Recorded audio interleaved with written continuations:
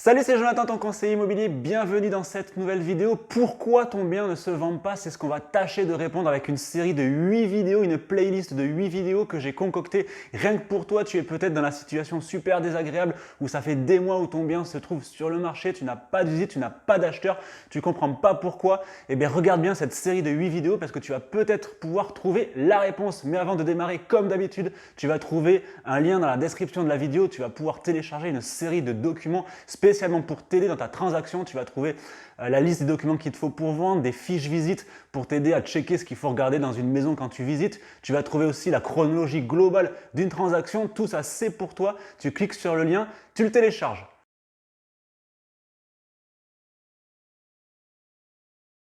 Alors, première erreur de cette série de vidéos sur le thème de pourquoi tu ne vends pas ton bien immobilier. Évidemment, le sujet qui fâche, le prix. Mais avant de tâcher d'y voir plus clair, il faut que tu saches que plus de 80% des biens qu'il y a sur le marché sont surcotés et du coup ce sont des ventes qui se font sur la longueur. Quand on a une bonne stratégie de vente pour trouver quelqu'un, il faut maximum 2-3 mois. C'est-à-dire que si tu es au prix moyen de ton secteur, tu ne mettras pas plus de 2 mois pour trouver quelqu'un. Donc déjà, si tu te situes déjà à 4, 5, 6 mois, c'est qu'il y a déjà un problème. C'est ce qu'on va tâcher de voir dans cette série de vidéos. Donc on va rentrer un peu plus dans le détail du prix. Qu'est-ce qui pourrait pousser un vendeur, qu'est-ce qui pourrait te pousser à demander plus cher que le prix du marché? Parce que c'est important quand même d'essayer de comprendre pourquoi. Déjà, tu as peut-être acheté trop cher. Tu as peut-être acheté dans une période où le marché était haussier entre 2000 et 2007, notamment où c'était la folie, c'était n'importe quoi.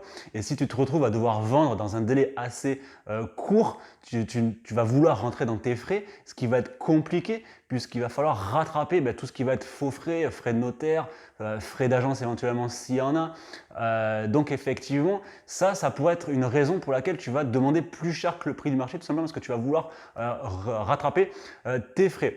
Tu as peut-être eu également un coup de cœur sur le bien, ce qui t'a fait un peu finalement perdre la raison des prix du marché. Et c'est pareil, si tu te retrouves dans l'obligation de vendre, tu vas vouloir te retrouver dans tes frais et tu te placeras au-dessus du prix de marché. Autre raison aussi tout à fait classique, tu as peut-être fait une étude comparative de marché sur ton secteur et tu t'es aperçu que beaucoup de biens se situaient même au-dessus du prix que tu demandes pour ton bien.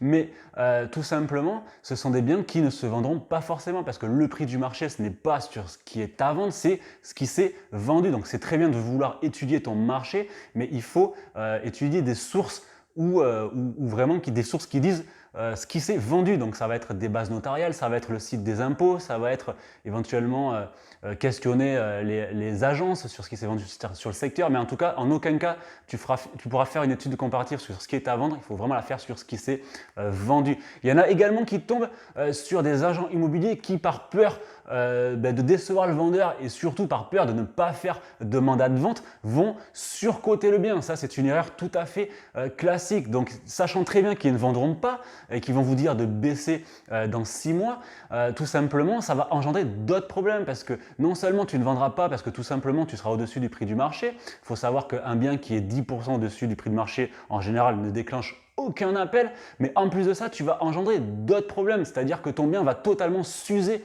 sur Internet. Et quand le bien s'use, tout ce qui se passe en fait, c'est que le bien va renvoyer une image d'invendu. Quand on sait que quand on a une bonne stratégie, il faut 3 mois maximum pour trouver quelqu'un, donc en gros, le prix fait partie de la stratégie, au bout de 3-4 mois, ton bien va s'user, va renvoyer une image d'invendu, c'est-à-dire que le marché, face à ça, soit il va se dire « j'appelle pas, je contacte pas le vendeur parce que tout simplement, personne n'a envie d'acheter un invendu où le bien renvoie une image de méfiance, il y a peut-être un problème dans la maison, ou alors ça va faire l'inverse, tu vas quand même déclencher de l'appel, mais vu que le vendeur va considérer que tu es pressé parce que ça fait de nombreux mois que tu es à la vente, il va tout simplement te faire une offre à ras les pâquerettes. Donc dans les deux cas, c'est pas intéressant pour toi.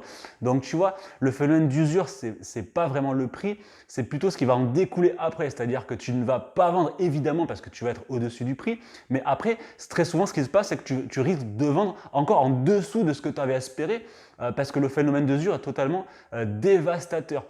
Donc il faut vraiment te mettre au prix du marché tout de suite, si tu veux. C'est pareil, il y a beaucoup de vendeurs qui vont commencer très haut par rapport à la fourchette du marché et faire des petites baisses successives peut-être tous les mois. Et ça, c'est pareil, il n'y a pas pire pour repousser les acheteurs ou les faire attendre parce que les petites baisses, en fait, appellent d'autres baisses. C'est-à-dire que le marché va prendre conscience que tu commences à être mûr parce que tu fais des baisses de prix, mais vu que tu ne fais pas des baisses de prix vraiment significatives, tu fais des petites baisses, ça va créer de l'attente. En fait. Donc voilà, on a fait un petit peu le tour de pourquoi, quelles pourraient être les raisons pour lesquelles tu te places au-dessus du prix du marché. Je suis vraiment désolé, mais ça ne marchera pas. L'acheteur, c'est pas son problème, c'est pas son problème parce que tu as acheté trop cher, c'est pas son problème si tu as vu un autre bien et que tu as besoin de l'acheter et que tu as besoin de l'argent pour vendre. C'est pareil, ça c'est une erreur tout à fait classique.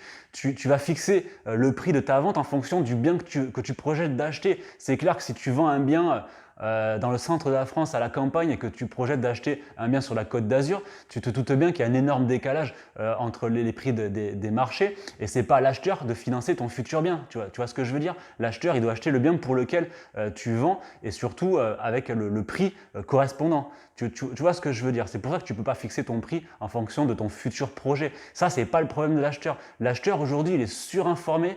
Il a tous les outils inimaginables pour estimer les biens. Ils connaissent les prix totalement par cœur, aussi bien que les agents immobiliers. Il y a plein d'outils.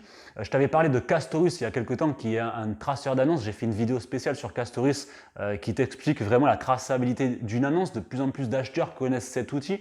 Donc, en gros, si tu ne respectes pas vraiment ta fourchette du marché, tu n'auras quasiment aucune chance pour vendre ou alors un énorme coup de bol. Maintenant, à toi de voir si tu es réellement vendeur ou pas. Il faut vraiment se poser les bonnes questions en amont. Si tu es réellement vendeur, tu n'auras pas d'autre choix que de te mettre à la fourchette du marché. Alors, si tu as un bien éligible au coup de cœur, tu te mettras en fourchette haute, évidemment, puisque voilà, les biens éligibles au coup de cœur, on peut se permettre de publier un poil au-dessus. Mais encore une fois, ça ne sera pas 20 ou 40 000 euros au-dessus du prix du marché. Donc voilà pourquoi les pistes de réflexion sur pourquoi un vendeur pourrait vendre au-dessus du prix. Maintenant, comment réagir surtout face à cette erreur qui est le prix? Alors, deux cas de figure. Est-ce que tu as commencé ton projet ou pas? Si tu as commencé ton projet, si tu es à l'aube de ton projet, la première chose que je te conseille de faire, c'est de contacter une agence ou de faire une réelle étude de marché sur ce qu'il y a à vendre sur ton secteur et tu respectes la fourchette. C'est-à-dire que tu vas avoir une fourchette basse et une fourchette haute et en fonction de ton degré d'urgence de ton projet, si vraiment tu as une épée au-dessus de la tête que tu as besoin de vendre, évidemment, tu vas te mettre en fourchette basse parce que tu vas avoir besoin de capter plus de prospects. Ce n'est pas du bradage, mais c'est la fourchette basse. Maintenant, si tu n'es pas pris par le temps, si tu n'es pas surendetté, que tu ne te sépares pas et que tu as un peu de temps devant toi, tu pars sur une stratégie classique de 3-4 mois et tu te mets à la fourchette haute. Mais ne rêve pas, si tu te mets ne serait-ce que 10% au-dessus du prix, ça ne marchera pas. Aujourd'hui, un acheteur, c'est un internaute. Il a tous les outils, encore une fois, pour estimer les biens. Et un bien qu'on affiche 10% au-dessus du prix de marché ne déclenchera aucun appel. Maintenant, deuxième cas de figure, si ton bien est déjà usé sur le marché, c'est-à-dire que ça fait peut-être 6 mois, 8 mois que tu es à la vente et que le marché ne réagit pas. Si effectivement le problème vient du prix, parce qu'effectivement aujourd'hui on parle du prix, mais demain on parlera d'un autre problème, en fait ça va être beaucoup plus compliqué. Moi, ce que je recommande dans ce cas-là aux vendeurs, ça va être de faire une pause, tout simplement. C'est-à-dire qu'il va falloir que tu sortes ton bien carrément de la vente. Il va falloir vraiment le faire oublier du marché pendant 1 mois, 2 mois et tu repars avec une nouvelle publication toute neuve, éventuellement avec un autre professionnel, parce que de toute façon, si tu as mandaté un pro et qu'il n'a pas vendu, voilà, c'est que quelque part, on peut se demander s'il a bien fait son travail, s'il a bien correctement estimé ton bien. Donc, tu pars voilà, avec de nouvelles photos, avec un nouveau professionnel si tu veux. L'idée, c'est de faire vraiment un nouveau bien sur le secteur. Voilà, tu vas faire en sorte de donner en fait à l'acheteur un nouveau bien.